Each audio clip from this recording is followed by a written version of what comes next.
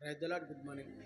ఈ దిన దేవుని వాగ్దానము కీర్తన గ్రంథము 50:15వ వచనము. ఆపత్కాలం నీవు నన్ను గురించి మొరపెట్టుము, నేను నిన్ను విడిపించేదను, నీవు నన్ను భయపెడతావు. దేవునికి సోదరి మరి భూమి మీద నరుడిగా జీవిస్తున్నాను నీవు. మరి దేవుడు నీకు 4 కాలములు ఇచ్చాడు. 4 కాలములు మరి ఏ విధమైన ఆపదైనను రావచ్చు. ఈ 4 కాలాలు ఏ విధమైన ఆపద వచ్చినా ఆపత్కాలంలో ఆయన మొర్రపెట్టిన వారికి సహాయం చేస్తారని వినిపిస్తారు. ఇది వాగ్దానం ద్వారా దేవుడు మాట్లాడుతున్నా.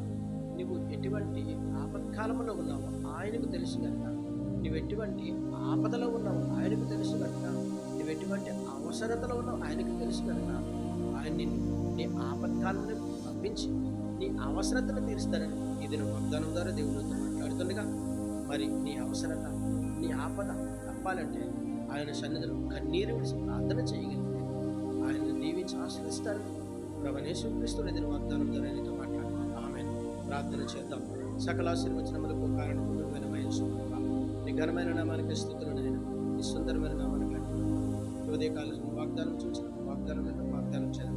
ప్రతి బిడ్డను దీవించి ఆశ్రయించండి. యేసుక్రీస్తు పరిశుద్ధమైన నామంలో అడిగి వచ్చినాడు పరమ తండ్రి.